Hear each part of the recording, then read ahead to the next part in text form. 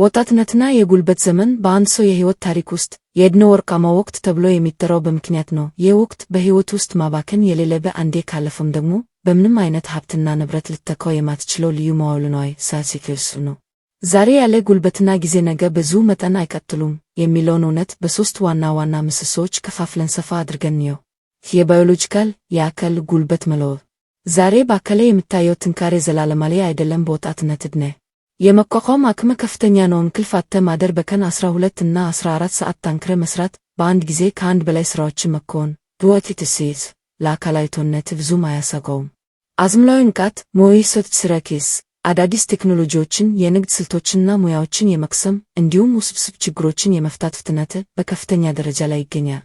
ነገር ግን ዕድሜ የገፋ ሲሄድ የሰውነት ባዮሎጂያዊ ሕግ መስራቱ አይቀሬ ነው። የጡንቻ ጥንካሬ ይቀንሳል፣ የጤና ሁኔታዎች ይለዋወጣሉ። እንደ ልብ የመሮጥና የመልፈጥ አቅም ቀስ በቀስ እየቀነሰ ይሄዳል። ዛሬ በፈገግታ የምትሳከመው ሸክም ነገ የእርጅና ጉልበት ላይ ከባድ ሸክም ይሆናል።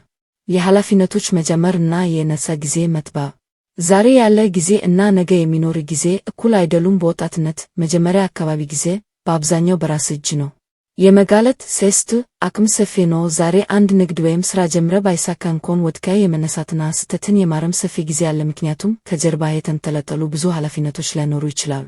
የነገው እውነታ ዕድሜ የገፋ ሲሄድ ግን ትዳር፣ ልጆች፣ የቤተሰብ ኃላፊነቶች እና ማህበራዊ ግዴታዎች እየበዙ ይመጣሉ። ያኔ ጊዜ የራስ ብቻ መሆኑ ያቆማል። አንድን ውሳኔ ለመወሰንና አዲስ የሥራ መስክ ለመጀመር የምታጠፋው ጊዜና የምትወስደው ስካት ሴስት በጣም የተገደበ ይሆናል። የስነ ልቦና ተነሳሽነት ሶስ እና ድፍረት መቀነስ።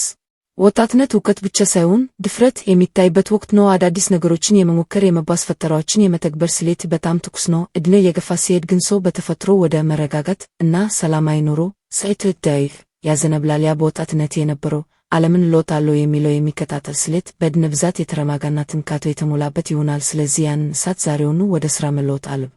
ማጠቃለያ እና የተግባር መልእክት። ማረፍ በሚገባ ዘመን ላይ ላለመጨነቅ፣ መልፋት በሚገባ ዘመን ላይ አትራፍፎ።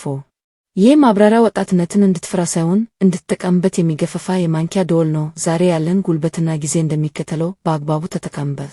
ካፒታል ፍጠር። ዛሬ በጉልበቲ የምታገኘውን ገንዘብ ለፍጆታ ብቻ አታውጣው። ነገ ጉልበቲ በሚደክምበት ጊዜ ለአንተ የሚሰራ የንግድ ወይም የኢንቨስትመንት መሰረት ጣልበት። ራስን አሳድግ። አዳዲስ ክህሎቶችን ተማር። በምትሰራው የሥራ መስክ ላይ አንደኛ ለመሆን ጣር።